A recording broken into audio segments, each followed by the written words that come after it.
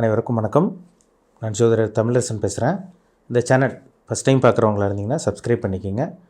Bell பட்டனை click பண்ணிக்கோங்க. ஆளுங்கிற ஆப்ஷன் இருக்கும், அதை செலக்ட் பண்ணிக்கோங்க. அப்போ தான் நாங்கள் போடுற வீடியோஸ் எல்லாமே உங்களுக்கு நோட்டிஃபிகேஷனாக வரும். இன்றைக்கி நம்ம இந்த பதிவில் பார்க்க போகிற தலைப்பு, நம்ம எதை பற்றி பார்க்க போகிறோன்னா, லக்னாதிபதி பலம் மற்றும் பலவீனமானால் என்ன நடக்கும்.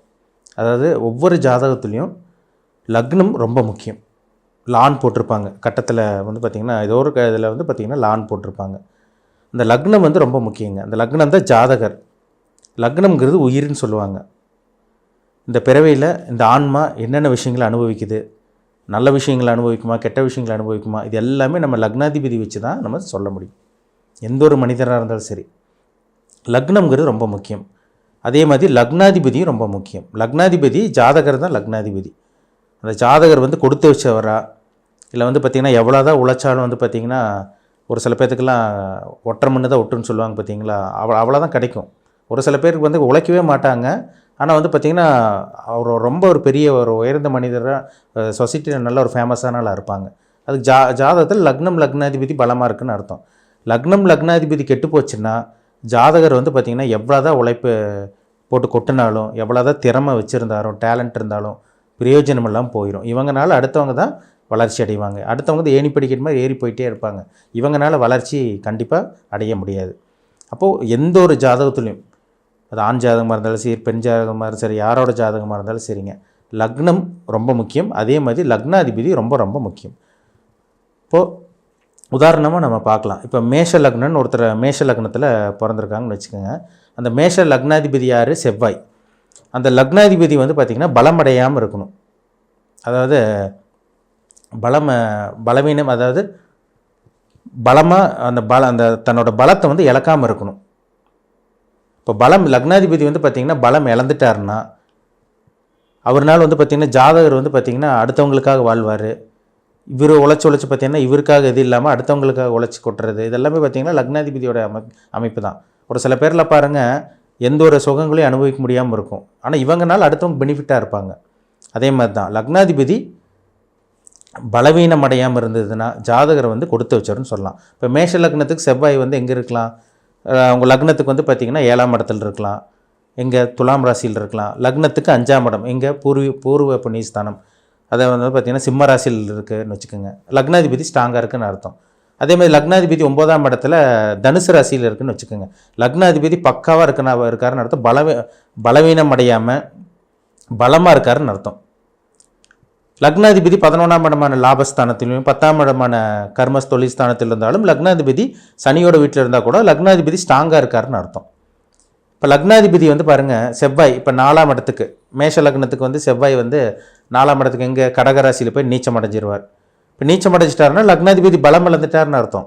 நான் முன்னாடியே சொன்ன மாதிரி இவருக்கு எந்த ஒரு அமைப்பும் இருக்காது. இவர் எவ்வளோதான் உழைச்சாலும், எவ்வளோதான் போராடினாலும் இவருக்கு இவரோட வாழ்க்கை இவராலே முழுமையாக வாழ முடியாது. அடுத்தவங்களுக்கு தான் பெனிஃபிட் அடைஞ்சிட்டு போவாங்க. அதே மாதிரி லக்னத்தில் ஒரு பாவகிரகம், இப்போ லக்னத்தில் ராகு இருக்குதுன்னு வச்சுக்கோங்க. லக்னாதிபதி நீச்சமாயிட்டார். ஜாதகர் கடைசி வரைக்குமே ஒரு நல்ல ஒரு வாழ்க்கை, அவர் நினச்ச வாழ்க்கை கண்டிப்பாக அனுபவிக்க முடியாது. இப்போ லக்னாதிபதி பலம் அடைஞ்சவங்க தான் முழுமையான ஒரு யோகத்தையும், முழுமையான அதிர்ஷ்டத்தையும், முழுமையான பாக்கியத்தையும் கண்டிப்பாக அவங்க அனுபவிச்சே தீருவாங்க. இப்போ லக்னாதிபதி ரொம்ப ரொம்ப முக்கியம். இப்போ இன்னொரு உதாரணம் பார்த்தீங்கன்னா, இப்போ புதன் எடுத்துக்கலாம். இப்போ புதன் மீன லக்னத்துக்கும் உங்களுக்கு மிதுன லக்னத்துக்கும் கன்னி லக்னத்துக்கும் லக்னாதிபதி புதன் தான். அந்த லக்னாதிபதி புதன் உங்களுக்கு ராகுவோடையோ சனியோடையோ சேராமல் இருந்து செவ்வாயோடையோ சேராமல் இருந்தாருன்னா, அதுவும் 6, 8, 12 மறைஞ்சால் கூட புதன் பார்த்திங்கன்னா தனிச்சிருந்தால் புதன் நல்லது பண்ணுவார். புதன் கெட்டு போய், இப்போ மிதன லக்னத்துக்கு பார்த்திங்கன்னா புதன் லக்னாதிபதி, அவர் லக்னத்திலே இருக்கிறது மிகப்பெரிய ஒரு சிறப்பான ஒரு அமைப்பு. அவர் 2ஆம் இடத்துல இருக்கலாம், கடகத்தில் இருக்கலாம், 3ஆம் இடத்துல கூட இருக்கலாம். 3ஆம் இடமான அது உபஜயஸ்தானத்தில் சிம்மராசியில் இருந்தால் கூட லக்னாதிபதி பலமாக தான் இருப்பார். லக்னாதிபதி 4ஆம் இடத்துல உங்களுக்கு ஆட்சி உச்சத்தோடு இருப்பார். அது ஒரு நல்ல ஒரு அமைப்பு. லக்னாதிபதி இப்போ 6ஆம் இடத்துக்கு போயிடுச்சுன்னு வச்சுக்கோங்க. இப்போது விருச்சக ராசிக்கு பார்த்திங்கன்னா லக்னாதிபதி போயிட்டார்னு வச்சுக்கோங்க. லக்னாதிபதி பலம் இழந்துட்டார்னு அர்த்தம். கூடவே உங்களுக்கு செவ்வாயோட தொடர்பு, சனியோட தொடர்பெல்லாம் வந்துச்சுன்னா லக்னாதிபதி முழுமையாக பலவீனம் அடைகிறாருன்னு அர்த்தம். அப்போ அவங்க வாழ்க்கை ஃபுல்லாக உங்களுக்கு கடன், போராட்டம், எதிர்ப்புகள் இதெல்லாம் அவங்களுக்கு இருந்துகிட்டே இருக்கும். அப்போ லக்னாதிபதி கெடவே கூடாதுங்க. லக்னாதிபதி நல்லா இருந்துட்டாருன்னா ஜாதகர் வந்து பரிபூரண யோகத்தை, ஒரு முழுமையான யோகத்தை இந்த பிறவியில் அவங்க அடைஞ்சே தீர்வார். இப்போ லக்னாதிபதி வந்து பார்த்திங்கன்னா, இப்போ ஒரு சில பேருங்களாம் பாருங்கள், தனுசு லக்னம் மீன லக்னக்காரங்களாம் நல்ல ஒரு நல்ல ஒரு குணம் மனம் படைச்சவங்களாக இருப்பாங்க, நல்ல ஒரு கேரக்டராக இருப்பாங்க. தனுசு லக்னம் மீன லக்னக்காரங்களாம் ஆன்மீகவாதியாக இருப்பாங்க. அவங்களுக்கெல்லாம் பாருங்கள் லக்னாதிபதி பலம் அடைஞ்சிருக்கும். ஒரு சில பேர்லாம் பாருங்கள், தனுசு லக்னத்தில் பிறந்து லக்னாதிபதி 2ஆம் இடத்துல போய் அவர் வந்து நீச்சமடைகிறார்னு வச்சுக்கோங்க. குரு நீச்சமடைஞ்சிட்டார், அங்கே நீச்ச பங்கம் அடையாமல் இருக்காருன்னு வச்சுக்கோங்க. அவர் வக்ரமும் ஆகாமல் இருந்துட்டாருன்னா, லக்னத்தில் ஏதோ ஒரு பாவகிரகம் சனியோ இல்லை ராகுவோ இந்த அமைப்பில் ஏதோ ஒன்று கேதுவோ அந்த மாதிரியெல்லாம் இருந்துட்டாருன்னா, ஜாதகர் வந்து அவர் நினச்ச வாழ்க்கையை நிச்சயமாக அவரால் அனுபவிக்க முடியாது. வாழ்க்கையே அப்படியே ஒரு போராட்டமாகவே இருக்கும். கடன் மேலே கடனாக இருக்கும். அதேமாதிரி காலத்துக்கு அவங்களுக்கு திருமணம் நடக்காது, நினச்சது நடக்காது, இது மாதிரிலாம் இருக்கும். ஒரு சில பேர் சின்ன வயசில் திருமணம் நடந்தாலுமே அவங்க குடும்ப வாழ்க்கையெல்லாம் பார்த்திங்கன்னா பெருசாக சொல்லிக்கிற மாதிரி இருக்காது. கடைசி வரைக்கும் வறுமையிலே வாழ்வாங்க. அது 2ஆம் அதிபதியெல்லாம் கெட்டு போச்சுன்னா, சனியெல்லாம் கெட்டு போச்சுன்னு வச்சுக்கோங்க, வாழ்க்கையே ரொம்ப ஒரு நரக வாழ்க்கையாக இருக்குன்னு சொல்லிடலாம். இப்போ லக்னாதிபதிங்கிறது ரொம்ப ரொம்ப முக்கியம். ஜாதகர் வந்து நம்ம ஜாதகரை பற்றி சொல்லணுன்னா லக்னாதிபதியை தான் முதல்ல பார்க்கணும். 12 கட்டத்தில் அது முதன்மையான ஒரு ஹீரோன்னு சொல்லலாம். முதன்மையான ஒரு நம்பர் 1 ஹீரோவே பார்த்திங்கன்னா லக்னாதிபதி தான். ஒரு வீட்டுக்கு வந்து இப்போ பார்த்திங்கன்னா, ஒரு வீடு கட்டணுன்னா பில்லர் 4 தூண் முக்கியம். அதே மாதிரி தான் அந்த பில்லர், அந்த வீட்டோட தூணே லக்னாதிபதி. அந்த தூண் பேஸ்மெண்ட் நல்லா இருந்தால் தான் நாங்கள் பில்டிங் நல்லா ஸ்ட்ராங்காக இருக்கும். பேஸ்மெண்ட்டே வீக்காக இருந்துச்சுன்னா பில்டிங் எப்படி இருக்கும்? அதே மாதிரி தான்.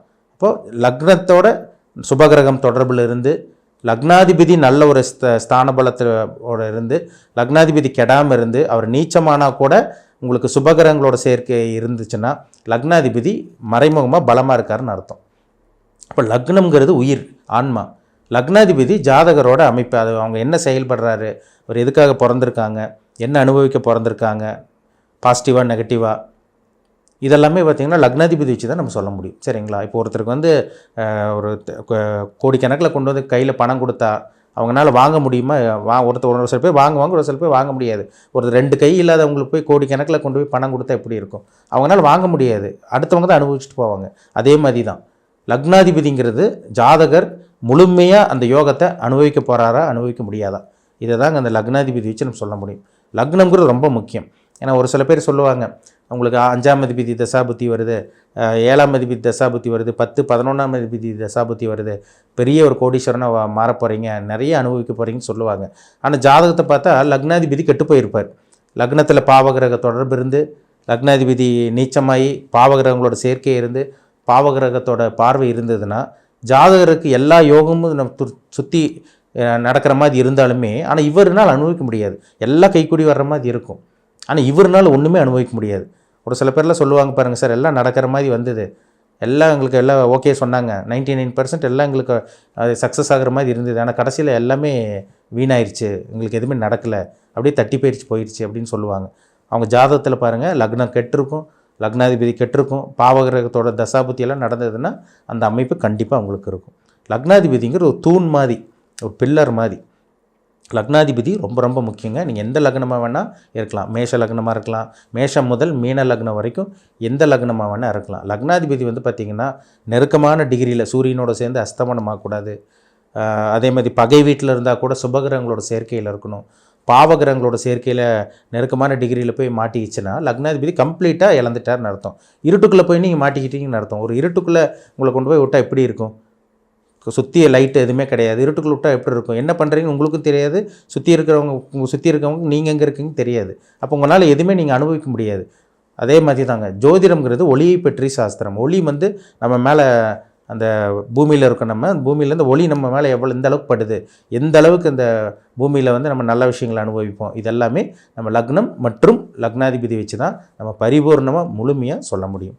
உங்கள் தனிப்பட்ட ஜாதகத்தில் பாருங்கள், லான் போட்டிருக்கும். 12 கட்டத்தில் ஏதோ ஒரு லக்னத்தில் பிறந்திருப்பீங்க, லான் போட்டிருக்கும். அந்த லக்னம் வந்து அந்த லக்னத்தில் என்ன கிரகம் இருக்குது, லக்னாதிபதி எப்படி இருக்கார், கெட்டு போயிருக்காரா, இல்லை பலவீனம் அடைஞ்சிருக்காரா, இல்லை மீடியமான ஒரு அமைப்பில் இருக்காரா, இல்லை ஆட்சி உச்சத்தோடு இருக்காரா, நல்ல பவர்ஃபுல்லாக இருக்காரா, இது மூலமாக தான் எந்த ஒரு ஜாதகராக இருந்தாலுமே அந்த யோகத்தை அனுபவிக்க முடியும். லக்னாதிபதி கெட்டு போனவங்க எந்த ஒரு யோகத்தையும் முழுமையாக அனுபவிக்கவே முடியாதுங்கிறதுல சந்தேகமே கிடையாது.